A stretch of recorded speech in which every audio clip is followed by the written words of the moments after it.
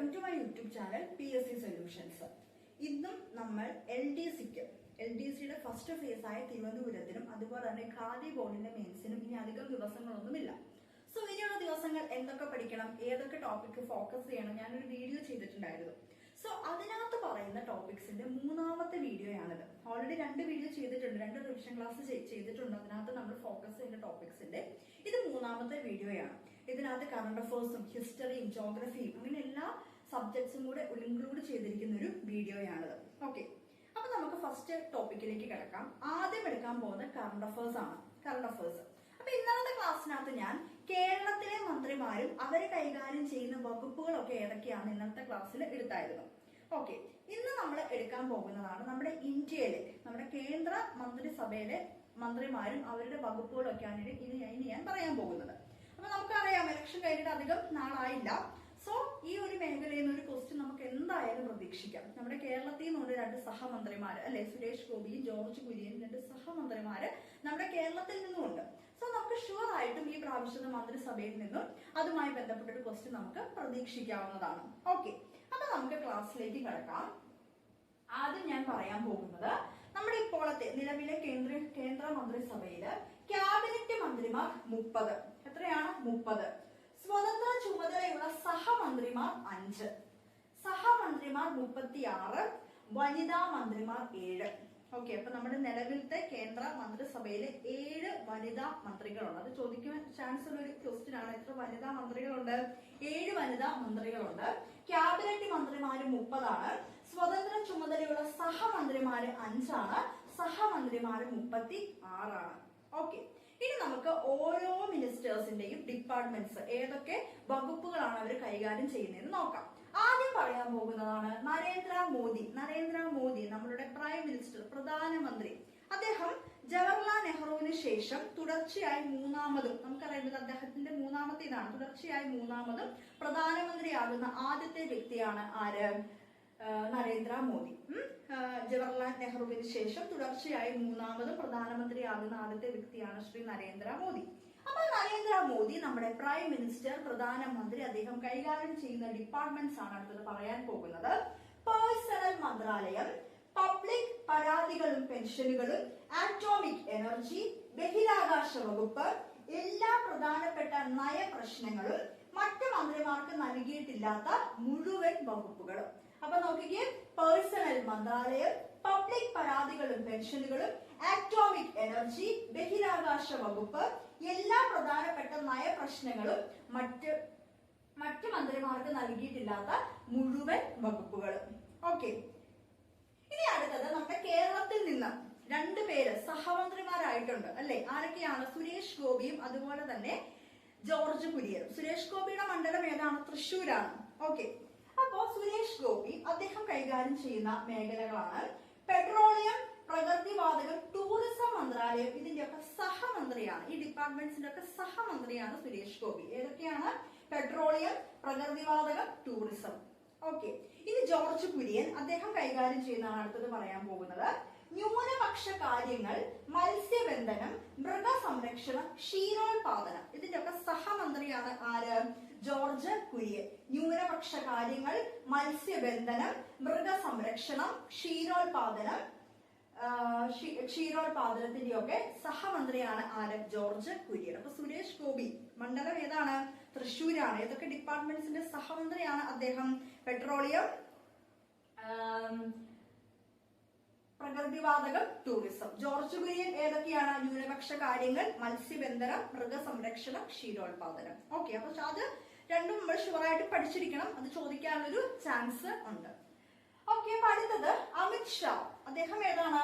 ആഭ്യന്തര സഹകരണം. മാറ്റമില്ല, അദ്ദേഹം തന്നെയാണ് ആഭ്യന്തരമന്ത്രി. രാജ്നാഥ് സിംഗ്, പ്രതിരോധം. ഓക്കെ, അപ്പൊ ഈ ഒരു സെക്ഷൻ ഷുവറായിട്ടും പഠിച്ചിരിക്കണം. ഇലക്ഷൻ കഴിഞ്ഞിട്ട് അധികം ആയിട്ടില്ല, ഒരു ക്വസ്റ്റ്യൻ നമുക്ക് എന്തായാലും പ്രതീക്ഷിക്കാം. 30 ക്യാബിനറ്റ് മന്ത്രിമാര്, സ്വതന്ത്ര ചുമതലയുള്ള മന്ത്രിമാര് 5, സഹമന്ത്രിമാര് 36, വനിതാ മന്ത്രിമാര് 7. പിന്നെ സുരേഷ് ഗോപിയും ജോർജ് കുര്യനും നമ്മുടെ കേരളത്തിൽ നിന്നുള്ള സഹമന്ത്രിമാരാണ്. അവർ കൈകാര്യം ചെയ്യുന്ന ഡിപ്പാർട്ട്മെന്റും ഉറപ്പായിട്ടും പഠിച്ചിരിക്കണം. ഓക്കെ, കുറച്ച് അധികം പേര് തന്നെ ഉണ്ട്. അടുത്ത പറയാൻ പോകുന്നത് നിർമ്മല സീതാരാമൻ ധനകാര്യം, കോർപ്പറേറ്റ് കാര്യം, ധനകാര്യം ഫിനാൻസ് മിനിസ്റ്റർ, JP നഡ്ഡ ആരോഗ്യമാണ്, ആരോഗ്യം, ഹെൽത്ത്. എസ് ജയശങ്കർ വിദേശകാര്യം, മാറ്റമൊന്നുമില്ല. നിതിൻ ഗഡ്കരി ഗതാഗതം, റോഡ്, പിന്നെ ഹൈവേ. റോഡ്, ഗതാഗതം, അതുപോലെ തന്നെ എന്താണ് ഹൈവേ, നിതിൻ ഗഡ്കരി. ധർമ്മേന്ദ്ര പ്രധാൻ വിദ്യാഭ്യാസം, പീയൂഷ് ഗോയൽ വാണിജ്യം, റാം മോഹൻ നായിഡു വ്യോമയാനം, അശ്വിനി വൈഷ്ണവ് റെയിൽവേ വാർത്താ വിതരണ പ്രക്ഷേപണം, ഹർദീപ് സിംഗ് പുരി പെട്രോളിയം പ്രകൃതി വാതകം, മനോഹർ ലാൽ ഖട്ടർ ഊർജ നഗര വികസനം. ഇദ്ദേഹത്തിന്റെ പ്രത്യേകത എന്താണ്? മനോഹർ ലാൽ ഖട്ടർ മുൻ ഹരിയാന ചീഫ് മിനിസ്റ്റർ, മുഖ്യമന്ത്രിയാണ്. വേണമെങ്കിൽ അങ്ങനെ ചോദിക്കാം, ഏത് സംസ്ഥാനത്തെ മുൻ മുഖ്യമന്ത്രിയായിരുന്നു മനോഹർ ലാൽ ഖട്ടർ എന്നൊരു ക്വസ്റ്റ്യൻ ചോദിക്കാം. അദ്ദേഹം ഹരിയാനയുടെ മുൻ മുഖ്യമന്ത്രി ആയിരുന്നു. ഊർജം, നഗര വികസനമാണ് അദ്ദേഹത്തിന്റെ ഡിപ്പാർട്ട്മെന്റ്സ്.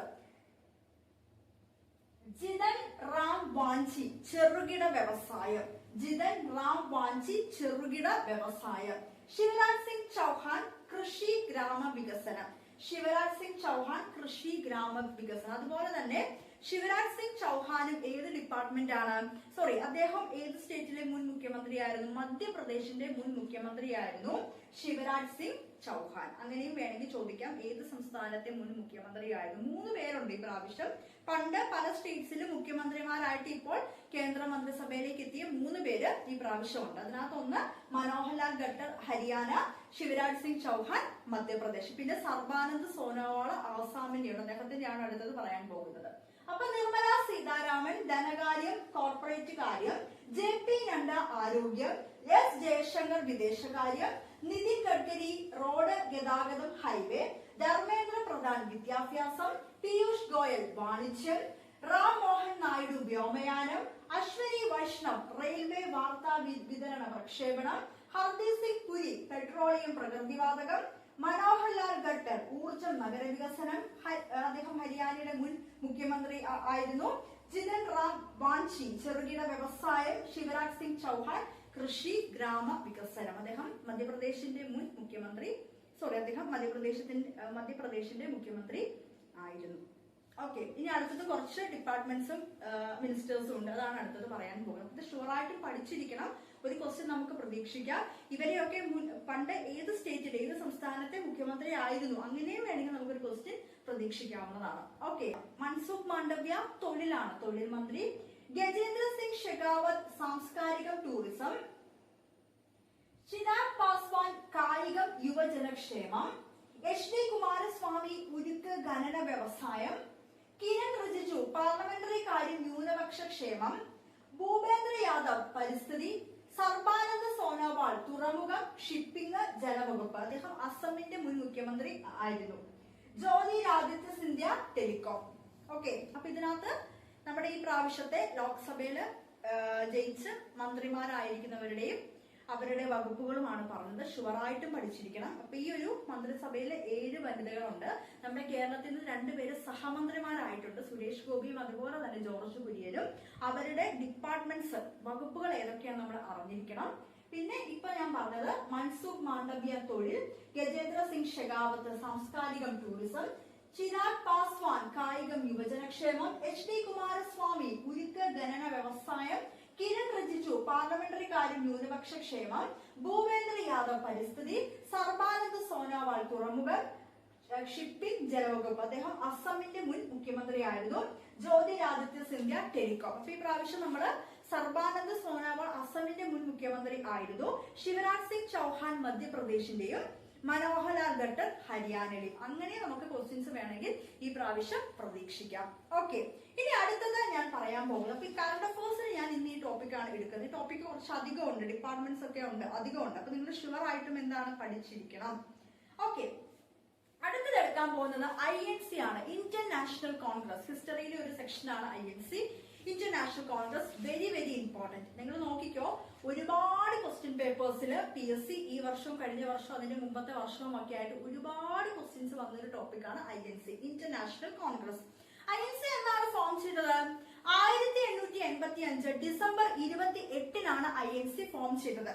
എവിടെ വെച്ചായിരുന്നു ആദ്യത്തെ മീറ്റിംഗ് നടന്നത്? ഗോകുൽ ദാസ് തേജ്പാൽ സംസ്കൃത കോളേജ്, ബോംബെ. എവിടെ വെച്ചിട്ടായിരുന്നു? ഗോകുൽ ദാസ് തേജ്പാൽ സംസ്കൃത കോളേജ്, ബോംബെയിൽ വെച്ചായിരുന്നു വെച്ചായിരുന്നു INC-യുടെ ആദ്യത്തെ മീറ്റിംഗ് നടന്നത്. എന്നാണ് INC ഫോം ചെയ്തത്? 1885 ഡിസംബർ 28-നാണ് INC ഫോം ചെയ്തത്. ഓക്കെ, അപ്പൊ ഇവർ ആദ്യം ആക്ച്വലി പൂനെയിൽ വെച്ച് നടത്താനായിരുന്നു ഇരുന്നത് ഇതിന്റെ ഫസ്റ്റ് സമ്മേളനം. പക്ഷെ പൂനെയിൽ പ്ലേഗ് അവിടെ പടർന്നു, അതുകൊണ്ടാണ് ഇത് ബോംബെയിലേക്ക് മാറ്റിയത്. ഓക്കെ, ഇനി ഇതിന്റെ INC-യുടെ പിതാവ് ഇത് സ്ഥാപിച്ചത് A.O. ഹ്യൂം എന്ന് പറയുന്ന ബ്രിട്ടീഷുകാരനാണ്, ഇന്ത്യക്കാരനല്ല. A.O. ഹ്യൂം എന്ന് പറയുന്ന ഒരു ആളാണ്. അദ്ദേഹത്തിന്റെ INC-യുടെ പിതാവ് എന്നാണ് അദ്ദേഹം അറിയപ്പെടുന്നത്. ഇദ്ദേഹമാണ് ഫസ്റ്റ് സെക്രട്ടറി. INC-യുടെ ആദ്യത്തെ സെക്രട്ടറി ആരായിരുന്നു? A.O. ഹ്യൂം ആയിരുന്നു. ഇദ്ദേഹമാണ് ഇത് രൂപീകരിച്ചത്. INC-യുടെ ആദ്യത്തെ പ്രസിഡന്റ് ആരാണ്?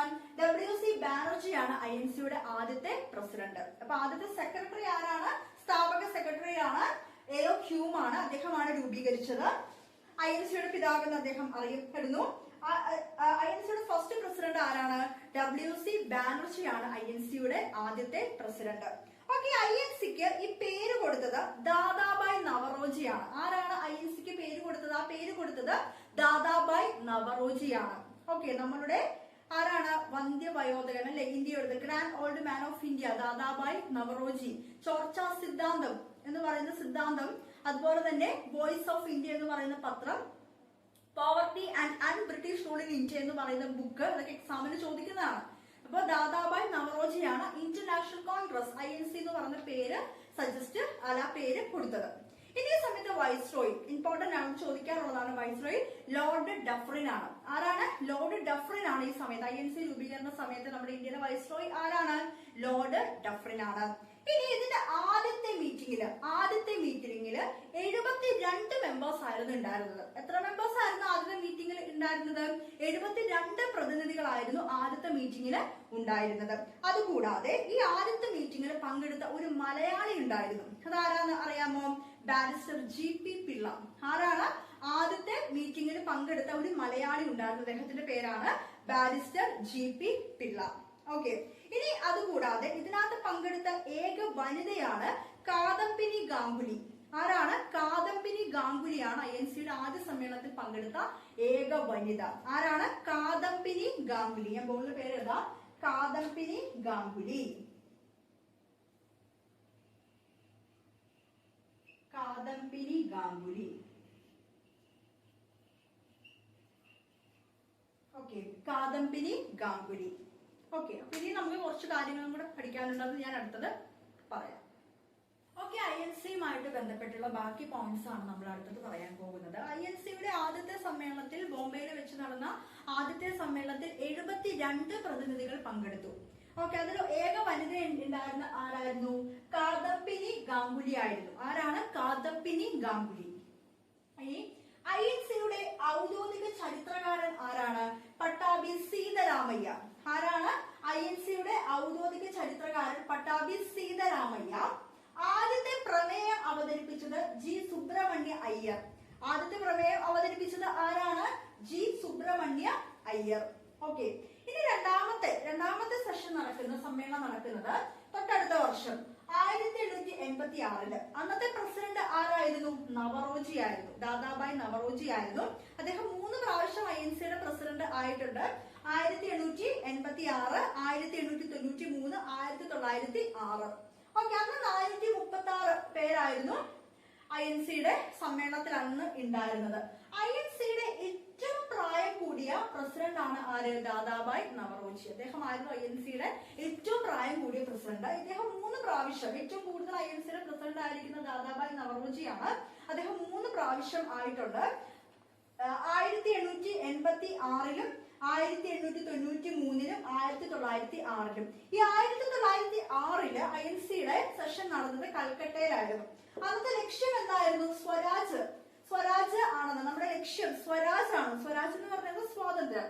സ്വരാജ് ആണ് നമ്മുടെ ലക്ഷ്യം എന്ന് പ്രഖ്യാപിച്ചത് 1906-ലെ കൽക്കട്ട സമ്മേളനത്തിൽ വെച്ചായിരുന്നു. അന്നത്തെ INC-യുടെ പ്രസിഡന്റ് ആരായിരുന്നു? ദാദാബായ് നവറോജി ആയിരുന്നു. അപ്പോ INC-യുടെ പ്രസിഡന്റ് ആയ ഏറ്റവും പ്രായം കൂടിയ ആളാണ് ദാദാബായ് നവറോജി. ഓക്കെ, അടുത്തത് 1887-ല് ആരായിരുന്നു? ബദറുദ്ദീൻ തിയാബ്ജി ആയിരുന്നു. ആരായിരുന്നു? ബദറുദ്ദീൻ തിയാബ്ജി. എവിടെ വെച്ചാണ് നടന്നത്? 1887-ല് മദ്രാസിൽ വെച്ചാണ് നടന്നത്. ഈ ഒരു സമ്മേളനത്തിന്റെ പ്രത്യേകതകൾ എന്തൊക്കെയാണ്? INC-യുടെ ആദ്യത്തെ മുസ്ലിം പ്രസിഡന്റ് ആയിരുന്നു ആര്? ബദറുദ്ദീൻ തിയാബ്ജി. മുസ്ലിം മതവിഭാഗത്തിൽപ്പെട്ട ആദ്യത്തെ INC-യുടെ പ്രസിഡന്റ് ആയിരുന്നു. 1887 മദ്രാസിൽ വെച്ച് നടന്ന INC-യുടെ ആരായിരുന്നു അദ്ദേഹം? ബദറുദ്ദീൻ തിയാബ്ജിയാണ്. ബദറുദ്ദീൻ തിയാബ്ജി.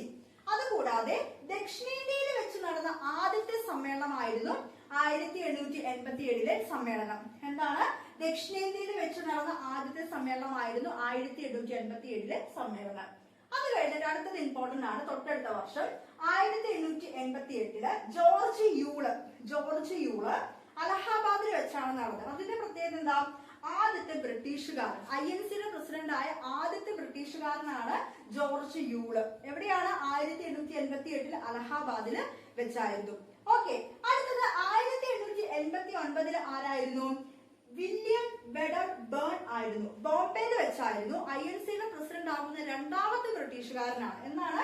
1889 വില്യം വെഡർ ബേൺ ബോംബെയിൽ വെച്ചായിരുന്നു. ഇദ്ദേഹം 2 പ്രാവശ്യം INC-യുടെ പ്രസിഡന്റ് ആകുന്ന വിദേശിയാണ്. 2 പ്രാവശ്യം INC-യുടെ പ്രസിഡന്റ് ആകുന്ന വിദേശിയാണ്. 1889 1889 1910 2 പ്രാവശ്യം INC-യുടെ പ്രസിഡന്റ് ആകുന്ന വിദേശിയാണ് ഇദ്ദേഹം. രണ്ടാമത്തെ വിദേശിയാണ്. ഓക്കെ, ഇനി അടുത്തതാണ് 1891 പി ആനന്ദ്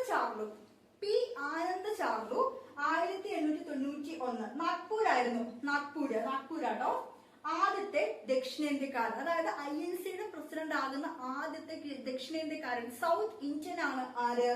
പി ആനന്ദ ചാർലു. 1891 നാഗ്പൂർ സമ്മേളനത്തിൽ വെച്ചാണ് അദ്ദേഹം INC-യുടെ പ്രസിഡന്റ് ആകുന്നത്. അപ്പൊ ഈ INC-യുടെ പ്രസിഡന്റ് ഇങ്ങനെ ഓരോ വർഷത്തിനും എന്തെങ്കിലും പ്രത്യേകതയുള്ള വർഷങ്ങൾ നമ്മൾ ഷുവറായിട്ടും പഠിച്ചിരിക്കണം. സ്റ്റേറ്റ്മെന്റ് ആയിട്ടൊക്കെ ചോദിക്കുന്നുണ്ട്. ഓക്കെ, ഇനി INC-നെ കുറിച്ച് കുറച്ച് പോയിന്റ്സും കൂടി ഉണ്ട്. അതാണ് അടുത്തത് പറയാൻ പോകുന്നത്. തീർന്നിട്ടില്ല കേട്ടോ, ഇന്നത്തെ ദിവസം കൊണ്ട് തീരത്തില്ല. INC ഒരുപാട് പോയിന്റ്സ് ഉണ്ട്. ഇന്ന് കുറച്ച് പോയിന്റ്സ്, ബാക്കി പോയിന്റ്സ് നാളെ. ഓക്കെ, ഒരുപാട് പോയിന്റ്സ് ചോദിക്കുന്നുണ്ട് PSC. ഇപ്പോഴും INC ഒരു ഇമ്പോർട്ടന്റ് ടോപ്പിക് ആണ്. അപ്പൊ നമ്മൾ ഷുവറായിട്ടും പഠിക്കണം. കുറച്ചധികം പോയിന്റ്സ് ഉണ്ട്. ഫുള്ളും ഇന്നില്ല, ബാക്കി നാളത്തെ ക്ലാസ്സിലാണ്. അപ്പൊ INC-യുടെ 1896 INC-യുടെ സമ്മേളനം നടന്നത് കൽക്കട്ടയിലായിരുന്നു. അതിന്റെ പ്രസിഡന്റ് റഹമത്തുള്ള ആയിരുന്നു. അതിന്റെ പ്രത്യേകത എന്താണെന്ന് വെച്ചാൽ വന്ദേ മാതരം ആദ്യമായിട്ട് ആലപിച്ചത് 1896 സമ്മേളനത്തിൽ വെച്ചാണ് വന്ദേ മാതരം ആദ്യമായിട്ട് ആലപിച്ചത്. ഓക്കെ, അത് കഴിഞ്ഞ് 1897 സി ശങ്കരൻ നായർ എവിടെ വെച്ചായിരുന്നു സെഷൻ നടന്ന സമ്മേളനം നടന്നത്? അമരാവതിയിൽ വെച്ചായിരുന്നു. എവിടെ വെച്ചായിരുന്നു? അമരാവതിയിൽ വെച്ചായിരുന്നു സി ശങ്കരൻ നായർ. എന്താ പ്രത്യേകത? ഒരുപാട് പരീക്ഷയിൽ ചോദിച്ചിരിക്കുന്നത് INC-യുടെ പ്രസിഡന്റ് ആകുന്ന മലയാളിയാണ് അദ്ദേഹം. ഓക്കെ, INC-യുടെ പ്രസിഡന്റ് ആകുന്ന ആദ്യത്തെ മലയാളിയാണ് അദ്ദേഹം. സി ശങ്കരൻ നായർ, ചേറ്റൂർ ശങ്കരൻ നായർ. അമരാവതിയിലായിരുന്നു സെഷൻ. ഓർത്തിരുന്നോളൂ, വർഷം 1897. ഒരുപാട് പരീക്ഷയ്ക്ക് ചോദിക്കാറുണ്ട്. ഓക്കെ, 1901 ആരാണ്? ദിൻ ഷാ ഇ വാച്ചു. അദ്ദേഹം കൽക്കട്ടയുടെ ഇതായിരുന്നു. അദ്ദേഹം ഗാന്ധിജി പങ്കെടുത്ത ആദ്യത്തെ സമ്മേളനമായിരുന്നു അത്. ഓക്കെ, ഗാന്ധിജി പങ്കെടുത്ത ആദ്യത്തെ സമ്മേളനമായിരുന്നു അത്. അതെന്താണ്? 1901 ദിൻ ഷാ ഇൻ വാച്ചു കൽക്കട്ടയിൽ നടന്ന സമ്മേളനമാണ്. ഗാന്ധിജി പങ്കെടുത്ത ആദ്യത്തെ സമ്മേളനമായിരുന്നു അത്. ഓക്കെ, അടുത്തതാണ് 1905. 1905 ആരാണ്? ഗോപാലകൃഷ്ണ ഗോഖലെയാണ്. ഗോപാലകൃഷ്ണ ഗോഖലെ ബനാറസിലായിരുന്നു. അതിന്റെ പ്രത്യേകത എന്താ? സ്വദേശി എന്ന വാക്ക് ആദ്യമായിട്ട് ഉപയോഗിച്ചു. സ്വദേശി എന്ന് പറയുന്ന വാക്ക് ആദ്യമായിട്ട് ഉപയോഗിച്ചത് 1905 ബനാറസ് സെഷനിലായിരുന്നു. അതായത് പ്രസിഡന്റ് ഗോപാലകൃഷ്ണ ഗോഖലെ ആയിരുന്നു. 1805 മുതൽ 1905 വരെയുള്ള ആ ഒരു കാലഘട്ടത്തിനെയാണ് മിതവാദ കാലഘട്ടം എന്ന് പറയുന്നത്. നമ്മൾ പഠിച്ചിട്ടുണ്ട് മിതവാദികൾ, തീവ്രവാദികൾ എന്ന് പറഞ്ഞ 2 ഡിവിഷൻ ഉണ്ടായി എന്ന് നമ്മൾ പഠിച്ചിട്ടുണ്ട്. അപ്പൊ ഈ ഒരു കാലഘട്ടമായിരുന്നു എന്താ? 1885 1905 വരെയുള്ള കാലഘട്ടമായിരുന്നു മിതവാദ കാലഘട്ടം. അപ്പൊ അതിനകത്തുണ്ടായിരുന്ന ഗോപാലകൃഷ്ണ ഗോഖലെ, ദാദാബായ് നവറോജി അവരെല്ലാവരും മിതവാദികൾ എന്നാണ് അറിയപ്പെടുന്നത്. ഓക്കെ, ഇനി അടുത്തതാണ് 1907 റാഷ് ബിഹാരി ഘോഷ് സൂററ്റിൽ വെച്ചായിരുന്നു. ഇവിടെ വെച്ചാണ് ഈ 1907 ഈ സൂററ്റിൽ വെച്ച് നടന്ന ഇതിലാണ് മിതവാദികളെന്നും തീവ്രവാദികളെന്നും 2 ഡിവിഷൻസ് ആയിട്ട് ഇവര് സ്പ്ലിറ്റ് ആയത്, ഇവർ പിളർന്നു. സൂററ്റ് സ്പ്ലിറ്റ് എന്നാണ് 1907. അന്നത്തെ പ്രസിഡന്റ് ആരായിരുന്നു? റാഷ് ബിഹാരി ഘോഷ് ആയിരുന്നു. ഇവർ മിതവാദികളെന്നും തീവ്രവാദികളെന്നും രണ്ട് ഇതായിട്ട് ഇവര് പിരിഞ്ഞു.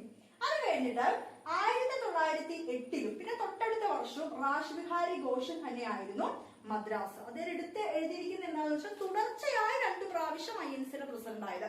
1907 1908 തുടർച്ചയായി 2 പ്രാവശ്യം INCയുടെ പ്രസിഡന്റ് ആയത് ആരാണ്? റാഷ് ബിഹാരി ഘോഷ് ആണ്.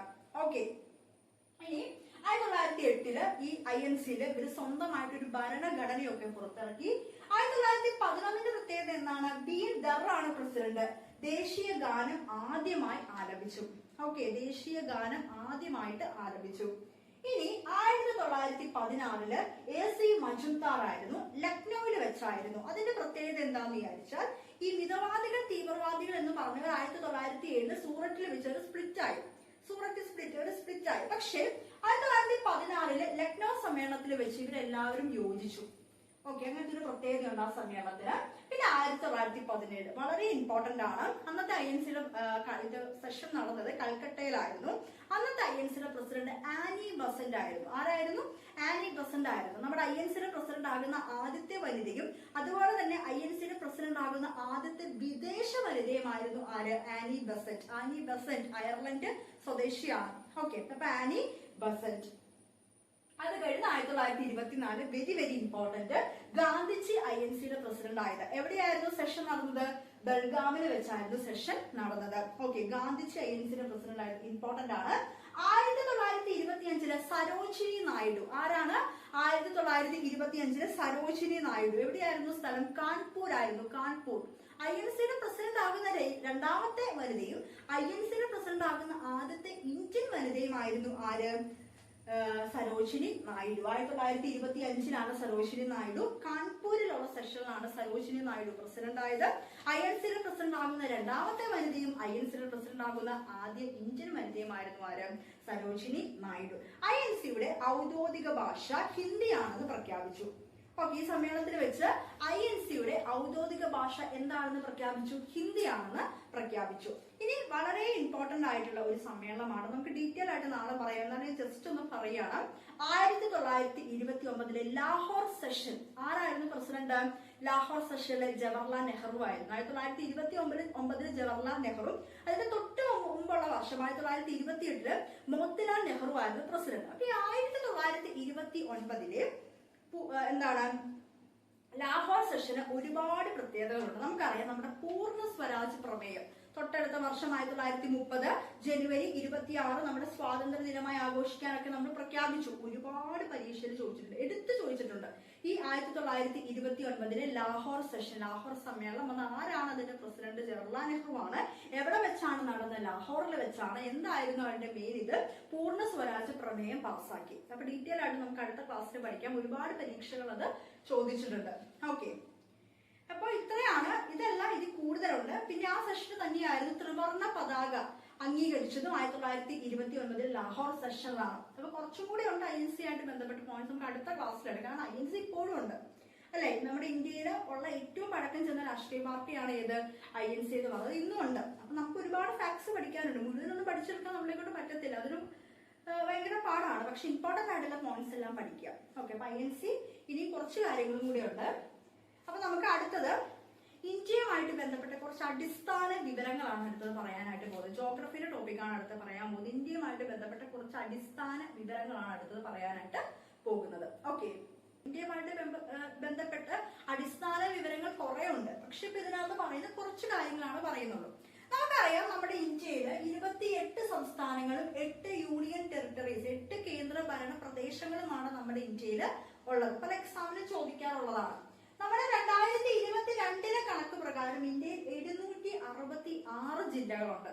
ഓക്കെ, 2011 സെൻസസ് പ്രകാരം 640 ജില്ലകളാണ് ഉള്ളത്. ഞാൻ ഇന്നലെയാണോ മിനിഞ്ഞാന്ന് ഞാൻ ഇട്ടിട്ടുണ്ടായിരുന്നു 2011 സെൻസസ്. ഇമ്പോർട്ടന്റ് ടോപ്പിക്കാണ് 2011 സെൻസസ്. അതുകൊണ്ടാണ് അതും കൂടെ കൂട്ടിച്ചേർത്തത്. 2011 സെൻസസ് പ്രകാരം 640 ജില്ലകൾ നമ്മുടെ ഇന്ത്യയിലുണ്ട്. സാക്ഷരത 2022 കണക്കനുസരിച്ച് 72.1%. 72.1%. 2011 കണക്കനുസരിച്ച് 73%. ഓക്കെ, ഇനി സ്ത്രീ പുരുഷ അനുപാതം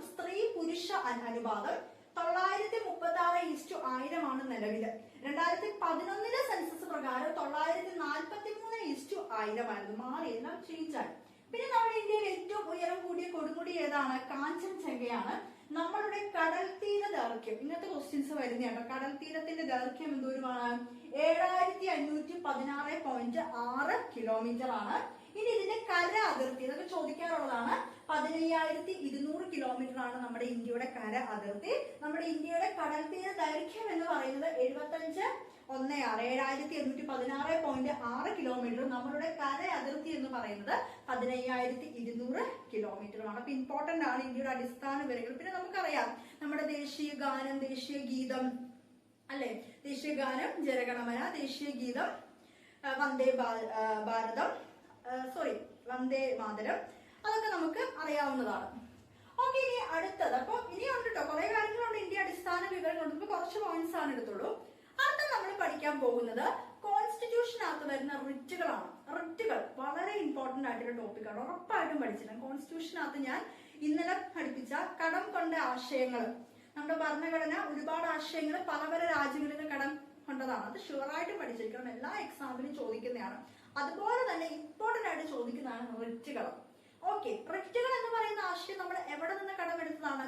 ബ്രിട്ടനിൽ നിന്ന് നമ്മൾ കടമെടുത്താണ്. ബ്രിട്ടനിൽ നിന്ന് നമ്മൾ കടം കൊണ്ട ആശയമാണ് റിറ്റുകൾ എന്ന് പറയുന്ന ആശയം. 5 റിറ്റുകളാണുള്ളത്. 5 റിറ്റുകൾ.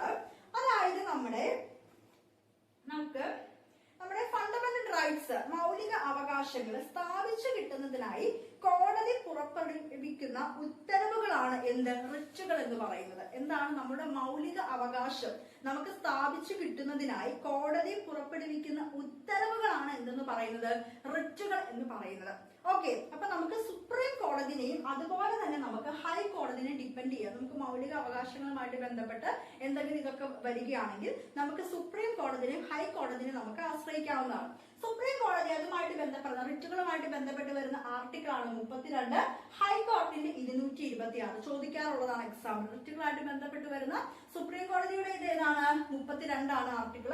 ഹൈക്കോടതിന്റെ ഏതാണ്? 226 ചോദിക്കാറുള്ളതാണ്. ഇനി നമുക്ക് മെയിൻ ആയിട്ടും 5 റിറ്റുകളാണുള്ളത്. അതിനകത്ത് ഒന്നാമത്തെയാണ് ഹേബിയസ് കോർപ്പസ്. നമ്മളൊക്കെ കേട്ടിരിക്കുന്നതാണ് ഹേബിയസ് കോർപ്പസ്. എന്റെ മീനിങ് എന്താ? ശരീരം ഹാജരാക്കൂ. To have the body of ശരീരം ഹാജരാക്കും. വ്യക്തി സ്വാതന്ത്ര്യത്തിന്റെ സംരക്ഷകൻ. ആദ്യം ഓക്കെ, ഇതിനെന്താണ് പറയുന്നത്? ഈ ഒരു റിറ്റിനെ വ്യക്തി സ്വാതന്ത്ര്യത്തിന്റെ സംരക്ഷകൻ എന്നാണ് പറയുന്നത്. ഇതിനെക്കുറിച്ച് ആദ്യമായിട്ട് പ്രതിപാദിച്ചത് എവിടെയാണ്? 1215 ജോൺ രണ്ടാമന്റെ മാഗ്ന കാർട്ടയിലാണ്. ഇത് ചോദിച്ചിട്ടുണ്ടോ? ഒരു ഡിഗ്രി എക്സാമിന് ചോദിച്ചതാണ്. ആദ്യമായിട്ട് പ്രതിപാദിച്ചത്, ഇതിനെക്കുറിച്ച് പരാമർശിച്ചത് എവിടെയാണ് ആദ്യമായിട്ട് പരാമർശിച്ചത്? 1215 ജോൺ രണ്ടാമന്റെ മാഗ്ന കാർട്ടയിലാണ് ഇതിനെക്കുറിച്ച് ആദ്യമായിട്ട് പരാമർശിച്ചത്. ഓക്കെ, അപ്പൊ അത് ചോദിക്കാനുള്ളതാണ് എക്സാമിന്. ഹേബിയസ് കോർപ്പസ്, ശരീരം ഹാജരാക്കുക. To have the body of, നമുക്കറിയാം സിനിമകളിലൂടെ ഒക്കെ നമ്മൾ ഒരുപാട് കേട്ടിരിക്കുന്ന ഒരു റിറ്റാണിത്. ഓക്കെ, അടുത്തതാണ് മാൻഡമസ്. മീനിങ് എന്താണ്? നാം കൽപ്പിക്കുന്നു. വി കമാൻഡ് എന്നാണ് മാൻഡമസിന്റെ മീനിങ്. നമുക്കറിയാം ഒരു സ്ഥാപനമോ ഒരു വ്യക്തിയോ, അതായത് ഗവൺമെന്റിന്റെ ഒരു ഉദ്യോഗസ്ഥനോ ഗവൺമെന്റിന്റെ ഒരു വ്യക്തിയോ അവരുടെ ഉത്തരവാദിത്തങ്ങൾ അവർ കറക്റ്റ് ആയിട്ട് ചെയ്യുന്നില്ല. ഓക്കെ, ഒരു സ്ഥാപനം ആയിക്കോട്ടെ ഒരു വ്യക്തി ആയിക്കോട്ടെ അവരത് കറക്റ്റ് ആയിട്ട് ചെയ്യുന്നില്ല.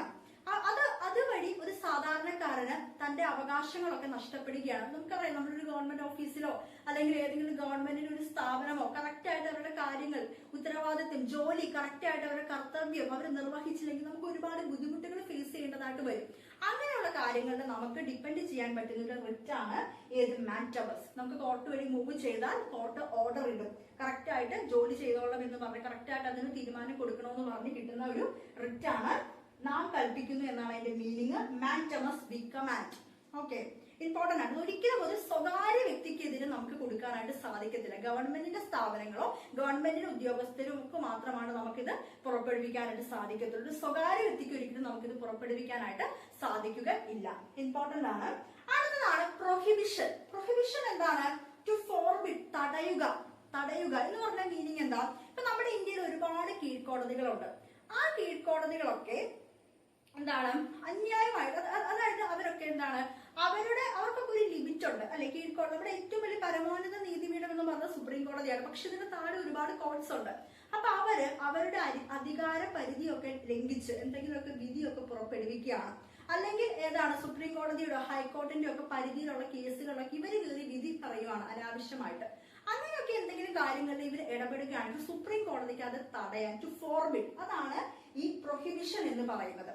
ഇത് ജുഡീഷ്യൽ ക്വാസി ജുഡീഷ്യൽ സ്ഥാപനങ്ങൾക്കെതിരെ മാത്രമേ പുറപ്പെടുവിക്കാൻ സാധിക്കൂ. നമുക്കറിയാം നമ്മുടെ ഇന്ത്യയിൽ സുപ്രീം കോർട്ട് ഉണ്ട്, ഹൈക്കോർട്ട് ഉണ്ട്, പിന്നെ അതിന്റെ താഴത്തേക്ക് ജുഡീഷ്യൽ, ക്രിമിനൽ, സിവിൽ, അങ്ങനെ പല ഇതുണ്ട്. അപ്പൊ കീഴ്ക്കോടതികൾ അവർക്കൊരു അധികാരമുണ്ടല്ലോ. ഇപ്പൊ ജുഡീഷ്യൽ കോടതി ആണെങ്കിലും സിവിൽ കോർട്ട് ആണെങ്കിലും അവർക്ക് അവരുടേതായ അധികാരങ്ങളുണ്ട്.